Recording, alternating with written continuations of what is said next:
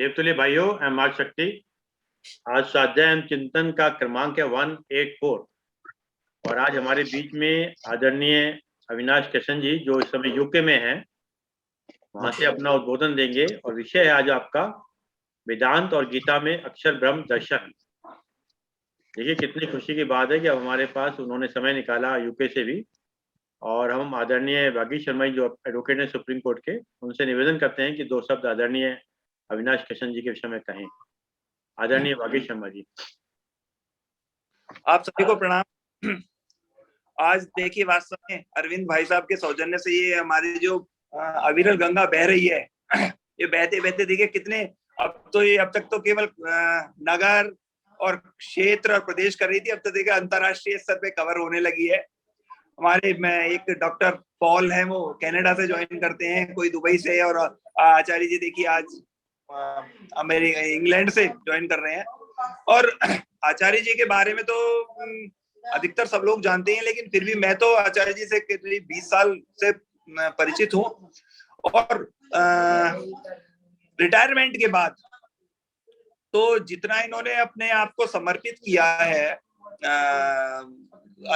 अध्ययन में, और साथ में आप सब लोगों को जानकारी भी होगी कि अब तक जो है पिछले दिनों पाणिनि के अष्टाध्यायी के ऊपर उन्होंने अपना पूरा व्याख्यान कंप्लीट किया, और अब भी कुछ ना कुछ संस्कृत में एमए, फिर पीएचडी, फिर कुछ ना कुछ आचार्य जी करते ही रहते हैं। और हम सब लोगों का के ऊपर विशेष स्नेह रहता है कि अपनी जो पठन पाठन से जो भी मक्खन निकालते हैं उसे हम सबको समर्पित कर देते हैं। तो अब मैं बहुत ज्यादा समय न लेते हुए आप सब लोगों के बीच में आचार्य अविनाश ट्रस्ट जी, हमारे लज्जाराम जी को आमंत्रित कराऊंगे, का व्याख्यान दें। श्री आचार्य अविनाश ट्रस्ट। नमस्कार सभी लोगों को प्रणाम।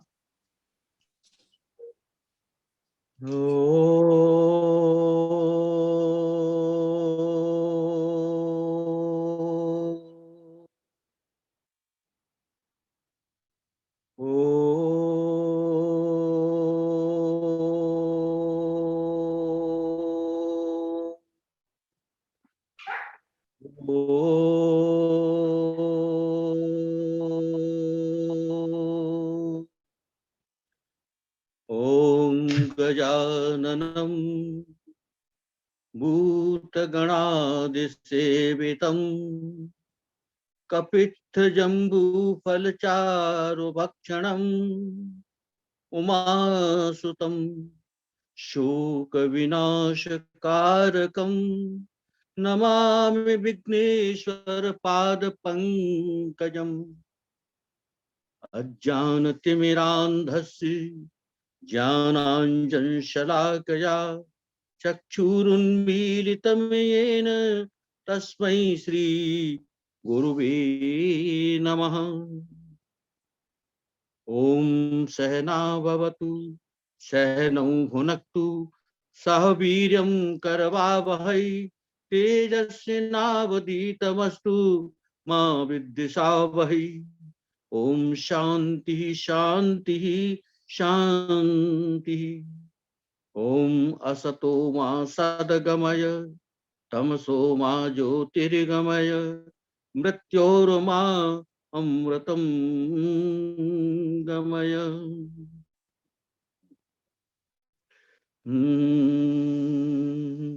अयोणरिलकयोंग अयौच हयवरट गणय नम झमय घटधस जब घटदस कप छटत चट तब कपय शरहल अण अक आच अट अण आम अश अल इक इच इण युक इंग इच ऐच हस हल यण यम यय यय यर वश बल रल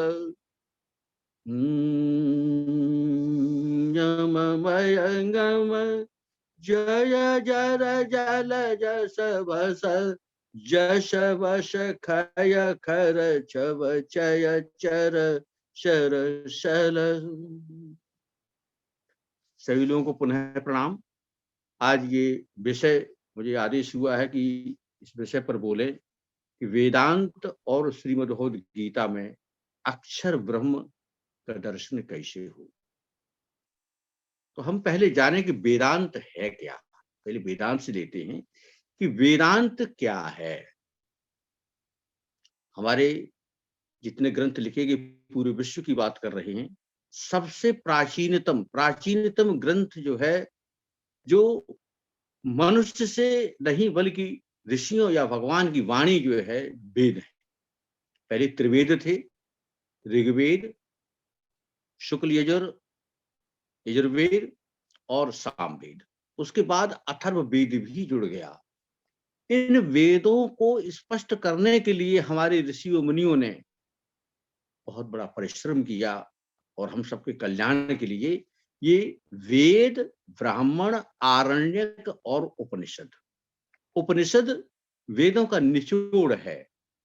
उपनिषद वेदों का निचोड़ है और वेद के अंतिम भाग हैं। इसलिए उपनिषदों पर जो आधारित दर्शन है वो वेदांत दर्शन है। वेदांत दर्शन के लिए वैसे शारीरिक सूत्र है, इनको ब्रह्म सूत्र भी बोलते हैं, जो व्यास जी द्वारा रचित है, और वही उपकारी ग्रंथ श्रीमद् भगवद गीता भी है।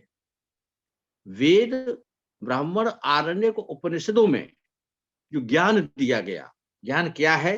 उपनिषद से मतलब ये है कि तात्पर्य यह है कि हमारे पास गुरु के पास शिष्य बैठे और उसके 3 विशेष जो लक्षण बताए गए। एक तो जो है अज्ञान का नाश होना, दूसरा गति है जाना, ब्रह्म के पास जाना, और तीसरी चीज है अवसादन। जो हमारे 3 प्रकार के दुख हैं, आध्यात्मिक, आदि दैविक, आदि भौतिक, इन तीनों प्रकार के दुखों को शिथिल करना, ये उपनिषदों का कार्य है। तो उपनिषदों में या वेदांत में ब्रह्म को क्या कहा गया है? ब्रह्म को अक्षर ब्रह्म कहा। अक्षर ब्रह्म तो सभी में, उपनिषदों में, तैत्तिरीय उपनिषद में, बृहदारण्यक उपनिषद में, मुंडकोपनिषद में, मांडूक्य में, सभी उपनिषदों में और सभी ग्रंथों में अक्षर ब्रह्म तो कहा ही गया है। कठोपनिषद में भी कहा गया है। तो ये अक्षर ब्रह्म क्या है? बल्कि ये समझे इस प्रकार से कि वेदांत का प्रकरण ग्रंथ वेदांत सार है, जो योगींद्र सदानंद जी द्वारा रचित है। उन्होंने जब अपनी प्रार्थना की, अपने जब कोई ग्रंथ लिखते हैं, कोई कार्य करते हैं, तो हमारे यहाँ परंपरा है कि हम जो है अपने इष्ट को प्रणाम करते हैं, उसका आशीर्वाद लेते हैं। तो उन्होंने कहा कि अखंडम सच्चिदानंदम अवांग मनस गोचरम आत्मानम अखिल आधारम आश्रय अभीष्ट सिद्धे। तो इस वंदना में भी उन्होंने जो ब्रह्म के जो विशेषण दिए, ब्रह्म को जिस प्रकार से उन्होंने आवाज लगाई, पुकारा, मन से पुकारा है, वो भी कहा अखंड। अखंडम क्या है? जिसका कोई खंड नहीं, ऐसा ब्रह्म जो पूर्ण रूप से है और ब्रह्म के अलावा और कुछ है ही नहीं। वेदांत कहता भी है कि ब्रह्म सत्य जगन मिथ्या, ब्रह्म ही एक सत्य है और सारा संसार मिथ्या है। सारा ये जो है सारा का सारा जो है, ये सचराचर जो भी है, ये प्रपंच है, जगत का प्रपंच है। या फिर हम जो जीवित हैं या जो प्राणी जो भी हैं, प्राणी हैं, या जो है जो हमारे ये पौधे, पेड़, वृक्ष सब जो भी हैं, ये जो भी यहाँ पर जो सचर है, जो जिसके अंदर चेतन है, सचेतन है, तो चेतन अवस्था, चेतन शक्ति भी ब्रह्म ही है, ब्रह्म का अंश ही है, अंश ही हमारा ब्रह्म है ये। तो उसको जो है मानने के लिए बताया कि ये अखंड है। अखंड है, कैसा अखंड है? ये किसी प्रकार से कहीं से भी ये इसका भेद नहीं है। न स्वगत भेद है, न सजातीय भेद है, न विजातीय भेद है। अब इन भेदों को समझ ले, क्या भेद है? स्वगत भेद ऐसा है कि जैसे एक आम का वृक्ष है, वृक्ष तो आम का एक ही वृक्ष है, लेकिन उसके अंदर भी पत्ते हैं, डाली है, फल है। तो पत्ते और फल में तो भेद है ना, डाली और फल में भेद है ना। इन भेदों में ये स्वगत भेद है, लेकिन इस प्रकार का भेद वेदों भगवान के अंदर या परमात्मा के अंदर या ब्रह्म के अंदर कोई भेद नहीं है। ये स्वगत भेद बोलते हैं। सजातीय भेद क्या है कि जैसे वृक्ष तो पीपल का भी है और वृक्ष एक बबूल का भी है, तो जाति तो वृक्ष हो गई, लेकिन पीपल और बबूल के वृक्ष में बहुत बड़ा अंतर है। इसी प्रकार से तीसरा भेद जिसका तो कोई प्रश्न ही नहीं उठता, जो विजातीय भेद है। एक वृक्ष है, एक पत्थर है। तो वेदों के द्वारा ऐसा स्थापित किया गया, बताया गया कि ये हमारा जो ब्रह्म है उसके अंदर कोई भेद नहीं है। वो पूरी रूप से पूर्ण रूप से ही पूर्ण है। उस पूर्ण में से पूर्ण निकालने फिर भी पूर्ण ही रहेगा। ओम पूर्णमदः पूर्णमिदं पूर्णात् पूर्णमुदच्यते पूर्णस्य पूर्णमादाय पूर्णमेव अवशिष्यते। ये ब्रह्म ही ऐसा है जिसको पूर्ण में से पूर्ण ही निकाल ले, उसको प्रांत भी पूर्ण ही रहता है। ये इस प्रकार का वेद है, इस प्रकार का ब्रह्म है। अब वेदों में जो है ब्रह्म को और बताया, और जो हमारे सदानंद जी ने कहा कि वेदांत सार जिनके द्वारा रचित है, उन्होंने कहा सच्चिदानंदम, अखंड है, सच्चिदानंदम, सत्य चित और आनंद, ये भी लक्षण है।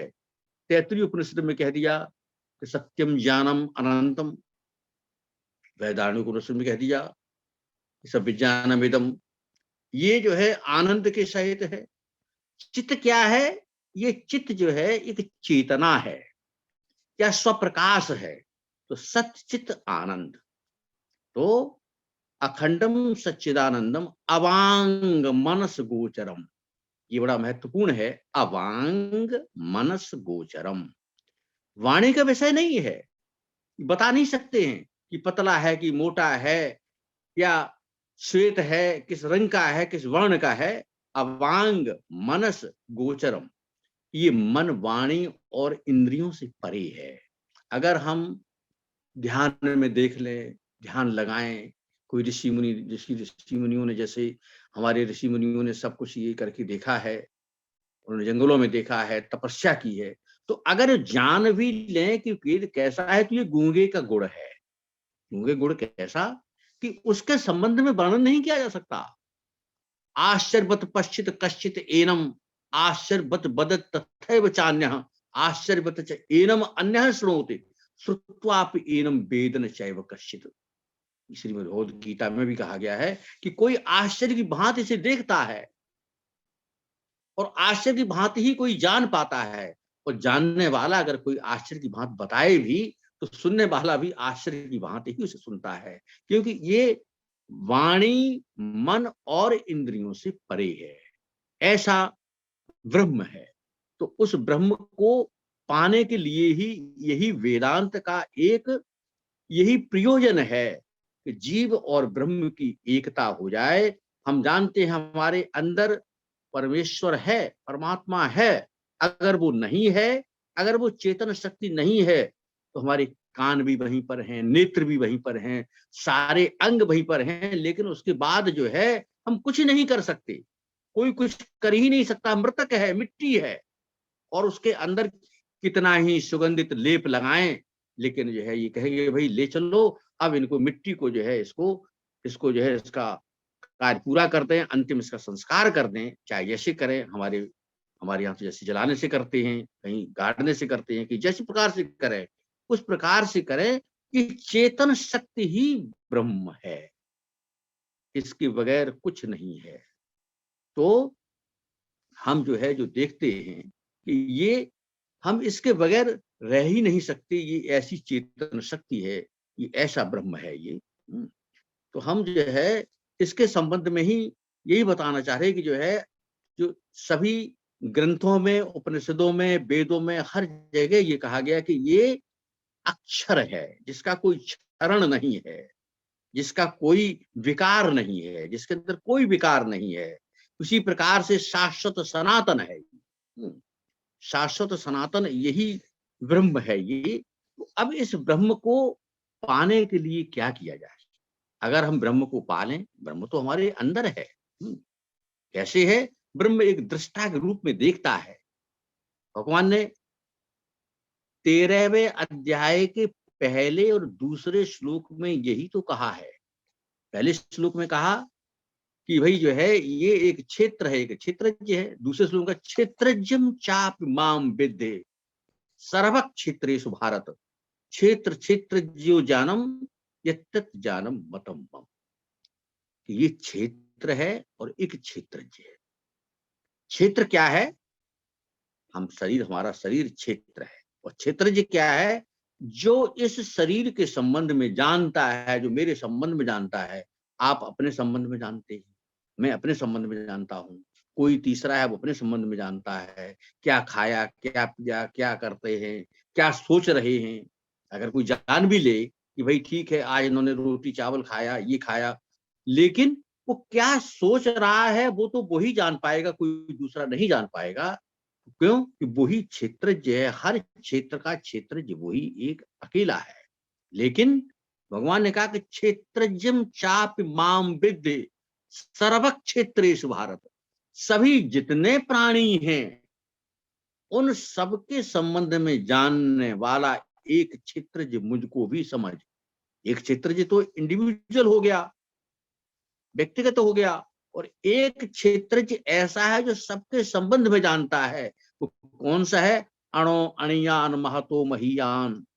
सूक्ष्म से सूक्ष्म है, जो हमको कीटाणु ये दिखाई नहीं पड़ते, उनके अंदर भी वो एक अंश के रूप में है। और एक महतो महियान, जिससे बड़ा कोई है ही नहीं, कोई इससे बड़ा कोई हो ही नहीं सकता, वो ऐसा ब्रह्म है, उसके सब कुछ जानता है। तो ऐसा ब्रह्म है, वो क्या एक दृष्टा के रूप में हमको देखता है। मुंडकोपनिषद में कहा गया ना कि द्वा सुपर्णा सयुजा सखाया समानम वृक्षम परिशस्व जाते तयोरन्यः पिप्पलम स्वाद अत्ति अनस्तन अनस्तन अन्यो अभिचाकिषीत। एक तो जो है दो पंछी हैं, एक पेड़ पर बैठे हुए, पेड़ ये शरीर है। दो पंछी कौन है? एक जीव है, एक ब्रह्म है। जीव तो इसके फलों को स्वाद ले लेकर के खाता है, और स्वाद ले लेकर खाने से ही अगले जन्मों का भी वो भंडार खोलता है कि किस जन्म में जाना है, क्या करना है, क्या नहीं करना है। और दूसरा एक एक ऐसा जीव है जो सिर्फ देख रहा है, दृष्टा के रूप में है, वही ब्रह्म है। तो इस ब्रह्म को पा क्यों नहीं पाते? अगर इस ब्रह्म को हम जान लें, स्वरूप में जान लें, तो हमारा कल्याण हो जाए। तो उसको क्यों नहीं जान पाते? तो इसके संबंध में वेदांत में बताया कि अज्ञान है। अज्ञान के कारण जो है सारा ज्ञान ढका हुआ है। वो अज्ञान क्या है? अज्ञान की दो शक्तियां बताई गई, एक आवरण और एक विक्षेप। आवरण शक्ति क्या? आवरण से बोलते ढकना, आवरण जिससे किसी से ढक दिया। और एक है विक्षेप, जैसे अंधेरे के अंदर हमको मालूम है कि वो एक रस्सी पड़ी हुई है, रस्सी पड़ी हुई, लेकिन हमको रस्सी दिखाई नहीं दे रही है, ये तो आवरण हो गया, दिखाई नहीं पड़ रहा। और उस रस्सी को दूसरे ही क्षण हम ये जान लें, ये मानने लगे कि सर्प है, ये विक्षेप हो गया। क्योंकि यह वस्तु तो क्या है? वस्तु तो वास्तव में वो रस्सी है, और अवस्तु क्या है? सर्प है। सर्प की हमारी एक भ्रांति है, ये हमारे मन के अंदर आ गया कि ये जो है रस्सी नहीं सर्प है। तो सर्प समझ लेना यही एक भ्रांति है। इसी प्रकार से हम ये सूर्य प्रपंच, जगत के प्रपंच में जो हम देखते हैं, उस ब्रह्म को नहीं देख रहे हैं, हम उसको देख रहे हैं कि ये पशु है, ये पक्षी है, ये छोटा है, ये बड़ा है, ये इस प्रकार का है, ये इस प्रकार का है। उसके अंदर भेद देख रहे हैं। जबकि अभेद के अंदर, जैसे अभी बताया कि तीनों भेदों के अंदर, उसके अंदर कोई भेद नहीं है। न स्वगत है, न सजातीय है, न विजातीय है, एक ही ब्रह्म है। तभी तो कहा कि जो है चाहे कोई कैसा ही हो, उसके अंदर जब हम उसको जान लें, यो माम पश्यति सर्वत्र सर्वम च मय पश्यति तस्य अहम न प्रणश्यामि सच में न प्रणश्यति। जो मुझे सब जगह सबके अंदर बराबर रूप से देखता है, उसको मैं कभी भूल नहीं सकता, उसे मैं कभी बिसरा नहीं सकता कि वो तो मेरा ही अंश है। तो इस प्रकार से हम नहीं जान पाते कि ये जो है, हम ब्रह्म को पहचान ही नहीं पाते। अगर हम ये ब्रह्म को जान लें कि इसके अंदर कोई भेद नहीं है, एक कीड़े के अंदर भी वो है, एक हाथी के अंदर भी है, चींटी के अंदर भी है, अगर ऐसा जान लें तो किसी न्याय की जरूरत नहीं है। पूरे विश्व के अंदर धर्म के ऊपर लड़ रहे हैं, कोई किसी के ऊपर लड़ रहा है, कोई जाति के ऊपर लड़ रहा है, कोई किसी के ऊपर लड़ रहा है।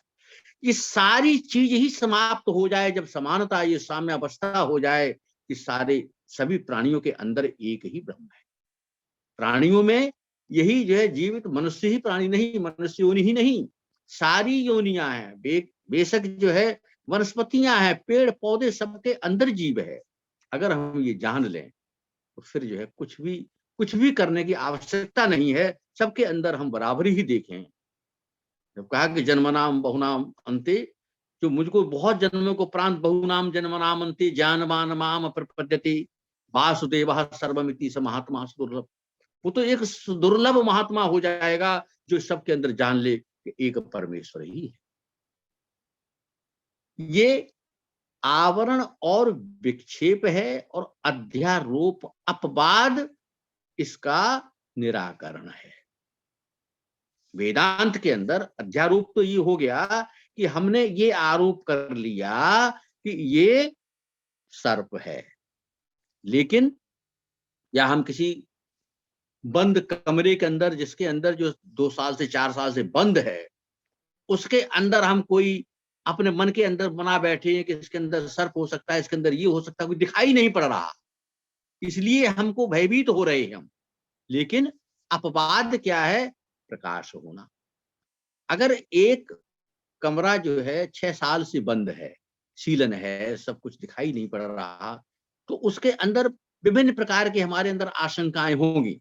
लेकिन अगर जैसे ही प्रकाश कर दें तो सारा अंधकार एकदम से समाप्त हो जाएगा और वस्तु स्थिति स्पष्ट हो जाएगी। तो वही प्रकाश, वही ज्ञान की आवश्यकता है। अगर वो ज्ञान हमारे अंदर हो जाए तो सारे जगत के अंदर हम सब जीव और ब्रह्म की एकता को मानने लगेंगे, और जब मानने लगेंगे तो सारा द्वेष भावना सब कुछ समाप्त हो जाएगा। तो इसके अंदर, वेदांत के अंदर मुख्य रूप से यही है कि हम जो है जीव और ब्रह्म की एकता के लिए इस अध्यारोप अपवाद में आने पर, यानी प्रकाशमय होने से ये सारी भ्रांतियां समाप्त हो जाएंगी। अब हम गीता पर थोड़ा प्रकाश डालते हैं। गीता में जो है 8वें अध्याय में अक्षर ब्रह्म योग ही पूरा है। भगवान हमारे लिए एक ऐसा मार्ग चुनते हैं, ऐसा करते हैं, इतना अवसर देते हैं कि हमारा कल्याण हो जाए। सबसे पहले तो हमको मनुष्य योनि दी, यही एक कल्याण करने के लिए ही दी है। मनुष्य योनि ही एक ऐसी योनि है जो कर्म योनि है, और सारी योनियां, इवन जो है आपकी देवता योनि, देव योनि भी जो है ये भोग योनि है। मनुष्य योनि ही एक कर्म योनि है। भगवान ने इतना जो है हमारे को उपकार किया है कि हमको ये योनि दी, समझने के लिए बताया, सब कुछ करें, लेकिन हम नहीं कर पाते। तो 8वें अध्याय में अर्जुन ने ये 6 प्रश्न किए, 6 जो शब्द आए उनके संबंध में भगवान से जानने की प्रार्थना की। क्योंकि 7वें अध्याय के 29वें श्लोक में जरा मरण मोक्षाय माम याश्रित्य यतन्ते ये ते ब्रह्म तत्व विदु कृष्णम अध्यात्मम कर्म चाखिलम। ये कहा कि जरा और मरण, बुढ़ापे और मरण के दुख से दूर होने के लिए जो ब्रह्म को जानते हैं, जो इसको जानते हैं, वो सब प्रकार से दूर हो जाते हैं। फिर उन्होंने साधि भूतादि साधि यज्ञ ये शब्द कहे, तो अर्जुन ने 8वें अध्याय के प्रारंभ के 2 श्लोकों में ये कहा कि किम तद ब्रह्म किम अध्यात्मम किम कर्म पुरुषोत्तम अधिभूतम च किम प्रोक्तम अधिदैवम किम उच्यते। ये ब्रह्म क्या है, अध्यात्म क्या है, कर्म क्या है, अधिभूत क्या है, अधिदैव क्या है, अधियज्ञ क्या है। इनको संबंध में थोड़ा थोड़ा हम बताते हुए फिर आगे बढ़ेंगे कि ब्रह्म को कैसे हमारा कल्याण हो, जो भगवान ने जो मार्ग बताया है उसके संबंध में हम वार्ता करेंगे। ब्रह्म क्या है, ब्रह्म के बारे में भी हम लोग चर्चा कर चुके हैं। अक्षरम ब्रह्म, ये स्वभाव क्या, अध्यात्म क्या है, अध्यात्म हमारा जो है ये स्वभाव है, ये परा प्रकृति है, चेतन शक्ति है। वो जो है चेतन, जो मैं चेतन हूं, अहम ब्रह्मास्मि, वो है अध्यात्म। अध्यात्म वो है, चेतन शक्ति है, वो अध्यात्म है। कर्म क्या है, कर्म ऐसे समझ लें कि जिस प्रकार से जिस समय महाप्रलय होती है, महाप्रलय कब होती है, ब्रह्मा जी का जब रात होती है, आगे आएगा तो हम बताएंगे। तो महाप्रलय के उपरांत जब भगवान अकेले होते, भगवान कहते कि एक नहीं मैं बहुत हो जाऊं, जब इस भावना से जब जीवों की उत्पत्ति का कार्य करते हैं, ये भावना होती है, त्याग आता है, वही कर्म है। और उस समय जो प्राणी लीन अवस्था में पड़े हुए हैं, उनके संचित और प्रारब्ध कर्म सामने आ जाते हैं और कर्म की श्रृंखला फिर चालू हो जाती है, वो कर्म है। अधिभूत क्या है, ये समस्त प्राणी ही अधिभूत हैं, जो जन्मने मरने वाला काम करते हैं, जन्म लेते हैं, वास्तव में जन्मते ही हैं। यहाँ जन्मे, दूसरी ओर में चले गए, तीसरी ओर में चले गए, उसी ओर में चले गए, ये अधिभूत हैं। और अधिदैव क्या है, अधिदैव हिरण्यगर्भ है, जिसको सृष्टि का उत्पादन करने का कार्य मिला हुआ है। अब अध्यज्य कहा, अध्यज्य क्या है कि अधिभूतम अक्षरो भावा स्वभावो अध्यात्म उच्यते भूत भावोद्भव कर विसर्ग कर्म संहिता। तो ये अधियज्ञ क्या है, अधियज्ञ जो है ये परमेश्वर, यही चेतन शक्ति है जो समस्त प्राणियों के अंदर मौजूद है। तो अर्जुन ने ये प्रश्न किया था कि आप समस्त शरीरों में कैसे जाने जाते हैं, कैसे होते हैं, वो मुझे बताएं। तो भगवान ने कहा कि अंत काले च मामेव स्मरण मुक्त्वा कलेवरम यह प्रयाति त्यजन देहम सयाति परमाम गतिम। उन्होंने कहा कि अंत काले च मामेव स्मरण मुक्त्वा कलेवरम यह प्रयाति समद्भावम याति नास्ति अत्र संशय। भगवान ने देखिए कैसे हमारे लिए उपकार किया कि अगर पूरी जिंदगी में, पूरे जीवन में हम अगर कुछ नहीं कर पाए, अंत समय में भी, अंत काले च मामेव, अंत काल में भी अगर मेरे को स्मरण करता हुआ कोई शरीर त्यागता है, तो वो मेरे को ही पाता है। और इसमें जो है ये संदेह होता है कि अच्छा ऐसा कैसे, हम तो 80 साल जी लिए और हमने कोई ऐसा कार्य नहीं किया, लेकिन भगवान ने ऐसा कैसा कह दिया कि अंत काल में अगर मुझे को स्मरण करते हुए ही अगर प्राण त्यागता है, शरीर त्यागता है, तो मुझे प्राप्त होगा। कहीं ये झूठी बात तो नहीं, कहीं संदेह रहता है। तो भगवान ने कह दिया नास्ति अत्र, इसमें कोई भी संशय नहीं है। स्पष्ट रूप से कह रहे हैं कि यह प्रयाति समद्भाव में याति नास्ति अत्र संशय। अब एक चीज ये भी कह दी कि आप मुझे स्मरण करेंगे तो मुझे प्राप्त होंगे, लेकिन यम यम बाप स्मरण भावम त्यजति अंति कलेवरम तम तम एवेति कौन्ते सदा तद्भाव भाविता। भाई चाहे मुझे स्मरण कर लो या जिसका भी स्मरण करोगे, अंत समय में उसी को प्राप्त होगे। हम सोच रहे हैं अरे भाई जो है हमारी बहू जो है, बहू के पेट में बच्चा है, अरे अभी मैं रुक जाता, अपने पोते का मुंह देख लेता, तब जाता। तो क्या है, हमारे भाव के अंदर यही कहते कहते मेरे प्राण निकल गए, यही मेरे शरीर छोड़ दिया। तो यथा संभव ये है कि हम जाकर के बहू के गर्भ से ही अपने ही पौत्र के रूप में पैदा हो जाए। क्या मैंने सोच लिया, इतनी संपत्ति मैंने बना करके रखी है, इतनी जमीन के अंदर गाड़ दी है, इसको मेरे बाद कौन देखेगा, मैं किसी को बता भी नहीं पा रहा हूं, मेरी तो बोलती बंद हो गई, अब मैं क्या करूं। तो हो सकता है कि इस भावना से प्राण त्यागे तो सर्प के रूप में उसी संपत्ति के आगे पीछे ही भागता रहे, वहां भी मोक्ष न मिले। तो ये कहा कि यम यम पाप स्मरण भावम त्यजते अंते कलेवरम तम तम एवेति कौन्ते। तो उन्हीं भाव को रखते हुए ही जन्म लेगा। तो अब ये कैसे करें, क्या करें। अंत काल में कह तो दिया भगवान ने कि अंत काल में अगर मेरा स्मरण करके अगर कोई प्राण त्यागता है, शरीर छोड़ता है, तो मुझे प्राप्त होगा। तो अंत काल कब आए, कैसे आए। तभी हमारे जो है पूर्वज लोग जो है, हमारे पुरखे लोग जो ऐसा नाम रखते थे जो भगवान के नाम पर ही, जिसका जिसका अर्थ ही भगवान होता था। लक्ष्मी नारायण रख दिया, कुछ लिख दिया।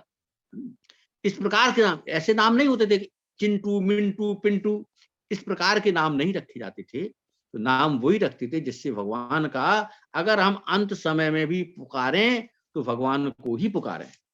एक जो है कथा है, बताते हैं कि कान्यकुब्ज एक ब्राह्मण थे जो कन्नौज में, उनके पुत्र का नाम नारायण था, वो पथभ्रष्ट हो गए थे, लेकिन उन्होंने अंत समय में नारायण नारायण पुकारा तो सीधी आवाज नारायण को गई और उनका उद्धार हो गया। तो अब किस प्रकार से हम समझें कि जो है, ये तो कह दिया कि अंत समय में मुझे अगर स्मरण करोगे तो मुझे प्राप्त होगी, लेकिन अंत समय कब आ जाए, अंत समय का तो कुछ मालूम है ही नहीं कि हम जो है 20 साल जिएंगे, 10 साल जिएंगे, कि जो है 1 घंटे जिएंगे कि 1 पल जिएंगे, कुछ मालूम नहीं। भगवान ने कहा कि तस्मात् सर्वेषु कालेषु माम अनुस्मर युद्ध च मैं अर्पित मनोबुद्धि मामेव एष्यसि असंशयम। फिर भगवान ने यहां पर गारंटी दी है, फिर भगवान ने कहा कि असंशयम, इसमें कोई संशय नहीं। भगवान ने कहा कि तस्मात् सर्वेषु कालेषु, इसलिए हर समय अपना काम भी कर, माम अनुस्मर युद्ध च, मुझे स्मरण भी करते हुए, और ये अभी तुम्हारे सामने युद्ध का कार्य है तो युद्ध करो, और मैं अर्पित मानो बुद्धि मामेव ऐसे संशय, निश्चित रूप से तुम मुझे ही प्राप्त होगे, तुम्हारा कल्याण हो जाएगा। अब ये समझे, हमारे पास 3 बातें आती, क्या करें। भगवान ने कहा कि मुझे स्मरण करते हुए और युद्ध भी कर, यानी अपना कार्य भी कर। तो हम एक तो अपना कार्य करते हुए और भगवान को स्मरण करते जाएं, इसमें क्या होगा, कार्य तो हमारा मुख्य हो गया और भगवान का स्मरण गौण हो गया। अब कहा भाई ऐसे नहीं काम चलेगा, इससे तो काम नहीं होगा, तो फिर क्या करें कि भगवान का स्मरण करें और उसी में काम हो जाए। तो ये भी संभव हो पाएगा, नहीं हो पाएगा। हम ड्राइविंग कर रहे, कुछ भी कर रहे, तो ऐसे कार्य करते हुए अगर कहीं थोड़ी सी निगाह टूट गई तब तो गलत हो जाएगा, फिर क्या करें। भगवान ने कहा, या इस श्लोक के अंदर ही स्पष्ट है कि हम किस प्रकार से करें कि सारे कार्य भगवान को सौंप दें, भगवान के कार्य समझ के ही कार्य करते रहें और उसमें स्मरण करें तो कल्याण हो जाए। तीसरे अध्याय के 30वें श्लोक में भगवान ने कहा भी है कि मैं सर्वाणि कर्माणि सन्न्यस्य अध्यात्म चेतसा निराशी निर्ममो भूत्वा युद्धस्य विगत ज्वरा। जितने सारे काम हैं तो ये समझ के मैं भगवान के लिए ही कर रहा हूं। अगर उनके लिए कार्य करेगा तो वो कार्य तुम्हारा है ही नहीं, वो तो कार्य भगवान का है। चाहे हम उसमें ज्यादा ध्यान लगाएं, चाहे भगवान के स्मरण में ध्यान लगाएं, क्योंकि कार्य भी भगवान का है और मैं भगवान का स्मरण भी कर रहा हूं, तब तो मेरा कल्याण हो जाएगा।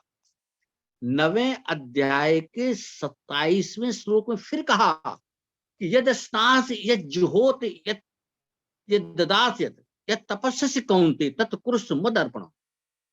कुछ दान करता है, भजन करता है, यजन करता है, जो भी करता है सब मेरे को अर्पित कर दे और उसके उपरांत निश्चिंत हो जा।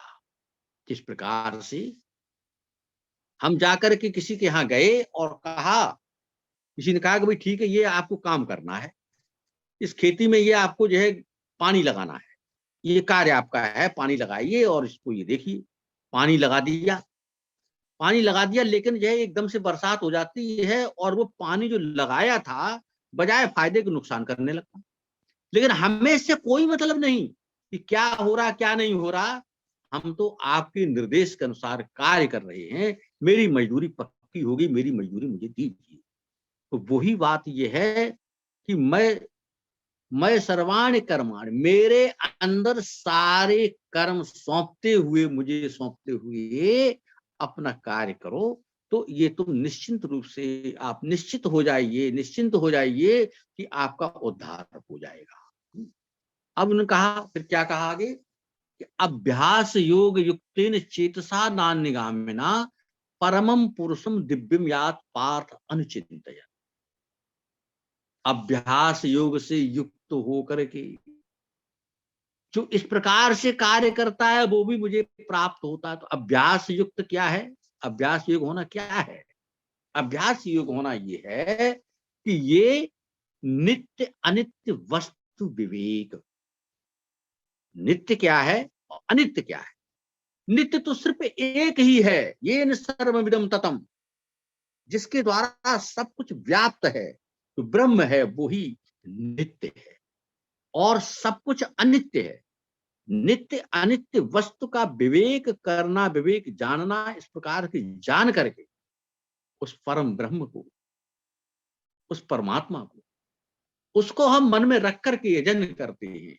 यजन करें, यही अभ्यास से युक्त होना है और उस वक्त भी कल्याण हो जाएगा। अब भगवान ये कहते हैं कि मनुष्य जब इस शरीर को छोड़ करके जाता है तो क्या करे, कैसे उसका कल्याण हो। देखिए, कल्याण दो प्रकार से, एक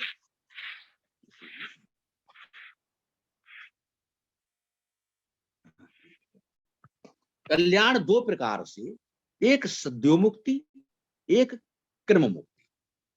सद्योमुक्ति क्या है? जीवन रहते रहते ही जीवन मुक्त हो जाए और इसी में हमारा कल्याण हो जाए, इसे बोलते हैं सद्योमुक्ति। कर्म मुक्ति क्या है उसे आगे बताएंगे, इसी अध्याय में आएगा। कर्म मुक्ति दूसरी है, उसका भी कल्याण होता है। तो भगवान ने कहा कि किस प्रकार से ये प्राणों को छोड़े, किस प्रकार से शरीर को छोड़ करके, किस प्रकार से मोह को त्यागते हुए किस प्रकार से जाए। देखिए, हमारे श्रीमद् भगवद गीता में एक प्राण छोड़ने की कला भी बताई गई, जो और ग्रंथों में कहीं पर भी नहीं मिलेगी। यहाँ एक कला भी बताई गई, तो उसका भी उद्धार होगा। कहा कि सर्व द्वाराणि संयम में मनोहृदय निरुद्ध च मूर्धिन आधाय आत्मनः प्राणम आस्थितो योग धारणा। ओम इति एकाक्षरम ब्रह्म व्याहरण माम अनुस्मरन यह प्रयात त्यजन देहम सयाति परमाम गति। ये क्रिया बताई, ये 8वें अध्याय के 12वां और 13वें श्लोक हैं। जो कहा कि सर्व द्वाराणि संयम में।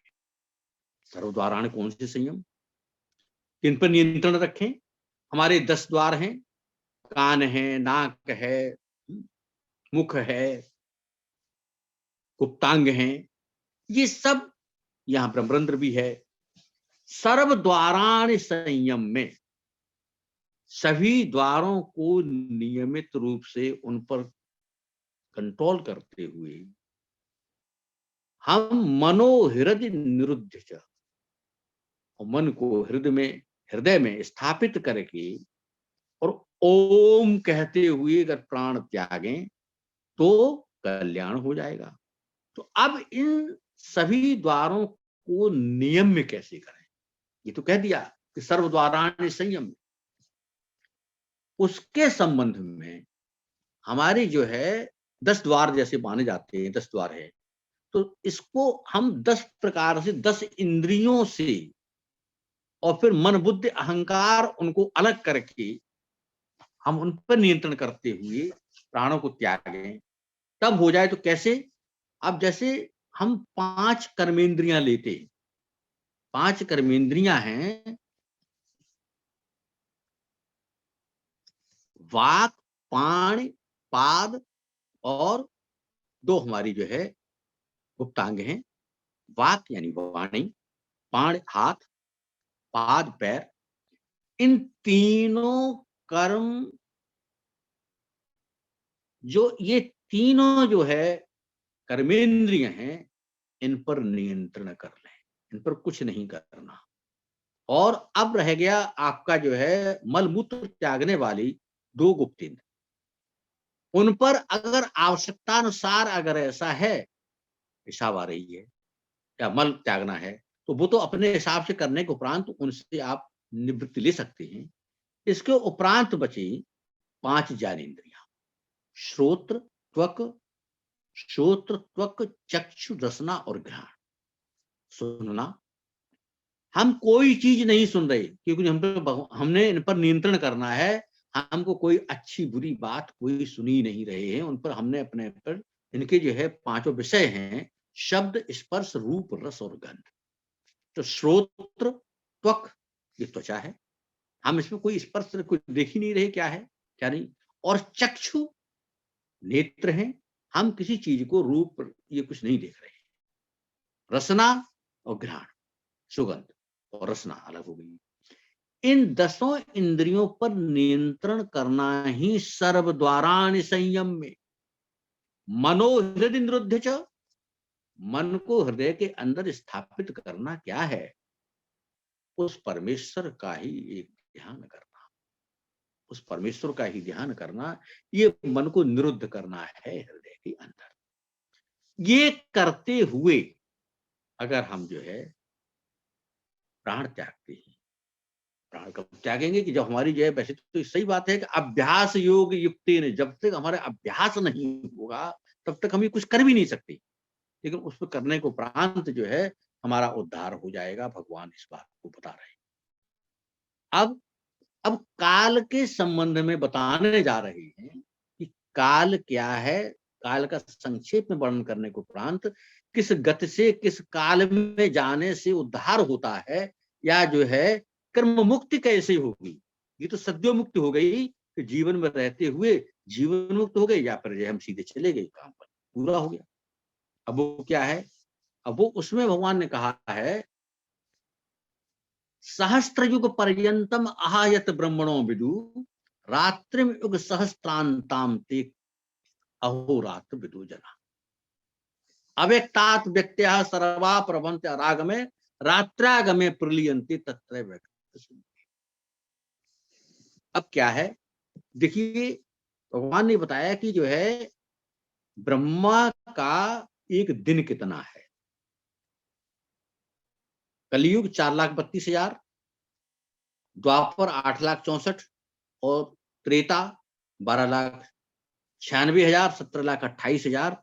ये वर्ष जो है ये चारों युग की हो गई।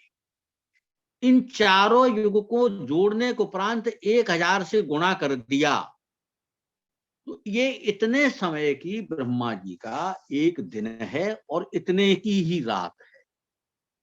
तो जब ब्रह्मा जी का दिन होता है तब जो है समस्त प्राणी जन्म लेते रहते हैं। मरण के लिए कहेंगे तो मरना क्या है, एक तरह से वो भी दूसरी जगह जन्म ही लेना है। तब उसमें ये सारे प्राणी जीवित होकर के जो जन्म लेते रहते हैं, और रात्र के टाइम पर, रात्र के समय पर ये सारे ब्रह्मा के अंदर ही लीन हो जाते हैं, लुप्त हो जाते हैं। और जब ब्रह्मा जी का दिन आता है तब फिर इनको सृष्टि को उत्पन्न करने का कार्य ही वही तो कर्म है, वो भगवान फिर करते हैं। ये एक से मैं अनेक हो जाऊं तब फिर सृष्टि फिर उत्पन्न होती है। तो इस प्रकार से ये ब्रह्मा जी का दिन है और वो ब्रह्मा जी की रात्रि भी इतने ही समय की होती है। तो अब जो बताने जा रहे हैं, भगवान ने कहा कि यत्र काले तु अनावृत्तिम आवृत्तिम चैव योगिनः प्रयाता यान्ति तम कालम वक्ष्यामि भरतर्षभ। कि जिस समय ये प्राणी इस छोड़ करके जाता है उसको मैं बता रहा हूं, किसमें उद्धार होता है और किसमें लौट के आता है। लेकिन कौन? योगी लोग। योगी लोग दो प्रकार से जाते हैं। एक योगी वो हैं जो पूरी तरह से सद्यो मुक्त के अधिकारी हैं, जीवन मुक्त हैं, लेकिन कोई अंत समय में ऐसा विचार आ गया कि अपने मार्ग से भटक गए। अपने मार्ग से भटक गए तो वो योगी हैं, और एक योगी वो हैं जो अपने सकाम कर्म करने के उद्देश्य से मुझे ये स्वर्ग मिले, ये मिले, वो मिले, उस प्रकार के योगी। तो दोनों प्रकार के योगी किस प्रकार से जाते हैं और कैसे उद्धार होता है, इसको समझ। अग्नि ज्योति यह शुक्ल षड्मासा उत्तरायणम तत्र प्रयाता गच्छन्ति ब्रह्म ब्रह्म विदो जना। जो इस प्रकार के योगी हैं, जो निष्काम कर्म करने वाले हैं, जो सद्यो मुक्त के अधिकारी थे, जो जीवन मुक्त थे, लेकिन उनके अंदर कोई ऐसा विचार आ गया कि वो मार्ग से भटक गए, तो उनको ऐसे ही नहीं, उनको सद्यो मुक्ति तो नहीं हुई, लेकिन उनको क्रम से मुक्ति होती है। क्रम मुक्ति कैसे होती है कि वो जब प्राण त्यागते हैं तो दिन का देवता, अग्नि का देवता, अग्नि को हम समर्पित करते हैं, अग्नि का देवता दिन के देवता तक ले जाता है। दिन के देवता का जहां अधिकार है वो जाकर के शुक्ल पक्ष के देवता के अधिपति तक ले जाता है, और शुक्ल पक्ष का अधिपति जो है वो उत्तरायण तक, उत्तरायण का जो है ब्रह्मलोक तक, और ब्रह्मलोक का ले जाता है वो परमात्मा में जो है उसको मिला देता है। इस प्रकार से क्रम से मुक्ति होती है, उसे बोलते हैं कर्म मुक्ति। कि जो इस प्रकार से, इसी प्रकार से हम लोग देखते हैं कि हमारे किसी संबंधी की, किसी प्रेमी की, किसी जो है परिवार में किसी की जो है अगर मृत्यु होती है, तो न तो मेरे बस में ये है कि ये दिन में ही प्राण त्यागे, न ये है कि शुक्ल पक्ष में ही त्यागे, और ना ही और कुछ हमारे बस में है। तो हम जो है, यही परंपरा शायद इसी प्रकार से बनी हुई है कि हम दिन के समय और अग्नि को समर्पित करते हैं कि अग्नि देवता इनको ले जा करके उनको उद्धार कर दे। ईशावास्योपनिषद के अंतिम मंत्र में भी यही प्रार्थना की गई है, अग्नि नय सुपथाराये अस्मान विश्वान देव वयुनान विद्वान योधि अस्मत् जुहरान मेनो भूयिष्ठाम ते नम उक्तिम विदे। हे अग्नि के देवता, अग्नि नय, मुझे ले चल, कहां? सुपथाराये, ऐसे सुंदर पथ से। कौन से? वो मुझे देवयान से ले चल। देवयान बोलते हैं, अर्च मार्ग बोलते हैं, इसको प्रकाश मार्ग बोलते हैं। इस मार्ग से मुझे ले चल और मेरी जो है बुराइयों को जो है भूल जा और मेरा उद्धार करा। तो ये अग्नि ज्योति आह शुक्ल षड्मासा उत्तरायणम तत्र प्रयाता गच्छन्ति ब्रह्म ब्रह्म विदो जना। अब दूसरे प्रकार के वो भी योगी ही हैं। सामान्य व्यक्ति तो इस मार्ग से नहीं जाता, वो सकाम योगी हैं। तो उनके लिए क्या कि धूमो रात्रिस्तथा कृष्ण षड्मासा दक्षिणायनम तत्र चांदमसम ज्योतिर्योगी प्राप्त निवर्तते। उनको धुएं का देवता ले जाता है, कहां? रात्रि के देवता तक। रात्रि के देवता, रात्रि का अधिपत्य है, वो ले जाता है उनको जो है कृष्ण पक्ष के देवता तक। कृष्ण पक्ष का देवता दक्षिणायन, तो 6 महीने हैं दक्षिणायन के, उनके देवता तक ले जाता है, और दक्षिणायन का देवता ले जाता है चंद्रमा की ज्योति तक। और चंद्रमा की ज्योति के बाद वो ऐसे योगी हैं दिव्य लोकों में आनंद करते हैं, दिव्य लोकों भोगों को भोगते हैं, और दिव्य लोकों भोगों को भोगने के उपरांत तब फिर जाकर के वो फिर अपने इसी लोक में या दूसरे लोक में जाकर के जो है फिर जो है जन्म मरण के चक्कर में पड़ते हैं, उनका उद्धार नहीं होता है। और जो है उद्धार होने वाले कर्म मुक्ति है वो अग्नि, अग्नि के देवता उस मार्ग से गए लोगों को, जिनको अर्च मार्ग कहते हैं, देवयान कहते हैं। दूसरे जो धूम का देवता है, ये इसको जो है पितृयान बोलते हैं। इसका वर्णन इस प्रकार से आया है। तो इनको क्रम मुक्ति होती है और दूसरों को जो है सद्यो मुक्ति होती है। और जो धूम के रास्ते से जाते हैं वो दिव्य लोकों में जाकर के अपने पुण्यों के बल से जो है पूरा ये भोगते हैं। भोगने को उपरांत जो है फिर मर्त्यलोक में आकर के जीवन यापन करते हैं। इस प्रकार से है। फिर कहा कि शुक्ल कृष्णे गति हेते जगतः शाश्वते मते एक यातनावृत्तिम अन्यया आवर्तते पुनः।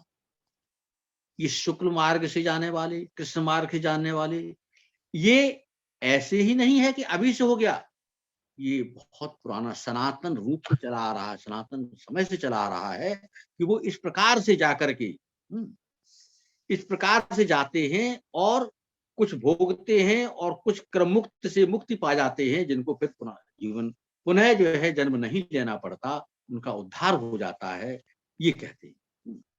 अब ये है क्या कि आब्रह्म भुवना लोका पुनरावर्तनो अर्जुन माम उपेक्षित कौन्ते पुनर्जन्म न विद्यते। जब तक ब्रह्म का प्राप्ति नहीं कर लेंगे, ब्रह्म को प्राप्त नहीं कर लेंगे, तब तक जो है ये सारे प्राणी इसी प्रकार से जन्म मरण के चक्कर में पड़े रहते हैं। दो कारण हैं, दो कारणों से ही पुनर्जन्म नहीं होता है। एक तो ये है कि महाप्रलय हो गया। जब महाप्रलय हो गया तो उसमें तो किसी का जन्म होना ही नहीं है। लेकिन जैसे ही महासर्ग होगा उस समय अपने पाप पुण्य संचित प्रारब्ध कर्मों के अनुसार पुनः जन्म फिर होगा। लेकिन जिसको मोक्ष हो गया उसका जन्म नहीं होगा। तो भगवान कहते हैं आब्रह्म भुवना लोका पुनरावर्तनो अर्जुन। ब्रह्मलोक तक के जीव जितने भी हैं वो सब आने जाने वाली, सब जो है पुनरावर्ती हैं, आने जाने जन्म मरण के चक्कर में पड़े हुए हैं। ब्रह्मा जी की आयु भी निर्धारित है।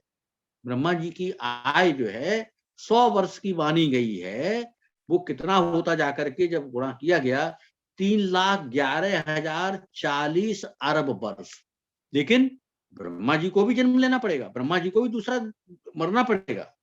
तो ब्रह्मा जी को भी उनकी भी आयु निश्चित है, कालातीत नहीं है। कालातीत सिर्फ और सिर्फ जो है ब्रह्म है, परमात्मा है। उनको पाने को उपरांत फिर जन्म नहीं होता। तो कैसे भगवान ने कहा कि आब्रह्म भुवना लोका, ऐसे ये एक मर्त्य लोक है। इसके उपरांत एक मर्त्य देवताओं का लोक है, उसे सौगुना आराम मिलता है, सौगुना जो है अच्छा जो है फल मिलता है। और मर्त्य देवता लोक से आगे आजान देवता लोक है। वो कौन से हैं कि वहां ऐसे देवता लोक रहते हैं कि जो महाप्रलय तक, महाप्रलय से महासर्ग तक जो है इतने अवधि तक रहते हैं। और उसके उपरांत इंद्रलोक है, इंद्रलोक के उपरांत ब्रह्मलोक है, और ब्रह्मलोक के उपरांत जो है जहां अनंत सुख है, जहां द्वारा इतना सुख कोई हो ही नहीं सकता, वो परम धाम है। लेकिन भगवान ने कहा कि आ ब्रह्म भुवनान लोका, परम धाम को छोड़ करके ब्रह्म लोक तक के जितने प्राणी हैं सब आने जाने के चक्कर में सभी जो है रहते हैं। और तभी जो है वो अपना जो है एक जगह नहीं रह सकते हैं जब तक उनका मोक्ष नहीं हो जाता। आ ब्रह्म भुवना लोका पुनरावर्तनो अर्जुन माम उपेक्षित कौन्ते पुनर्जन्म न विद्यते। भगवान ने ये व्यवस्था की है। शायद मेरे ख्याल से समय हो गया है, तो मैं अपनी बात को समाप्त कर रहा हूँ। धन्यवाद। धन्यवाद आदरणीय अविनाश कृष्ण जी। आज आपने इतनी दूर से हम लोग को ज्ञान का अर्जन कराया, हम आपको धन्यवाद देते हैं। सर आपका बहुत बहुत आभार अविनाश कृष्ण जी, आचार्य जी।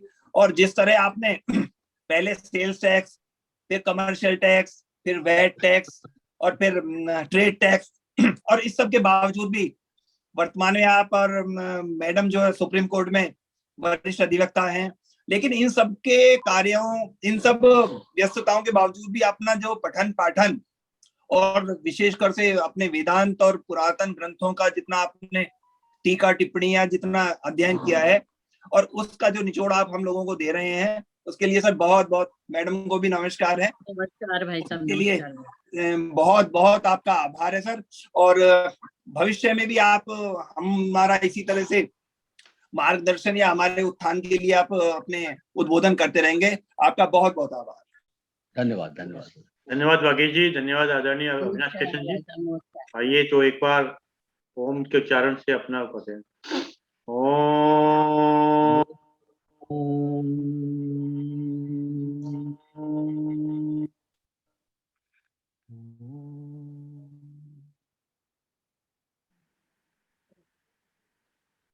शांति शांति शांति।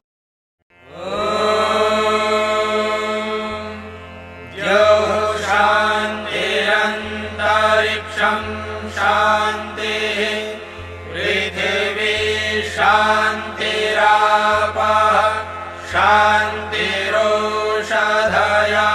शान्तिः वनस्पतयः शान्तिर्विश्वे देवाः शान्तिर्ब्रह्म शान्तिः सर्वं शान्तिः शान्तिरेव शान्तिः।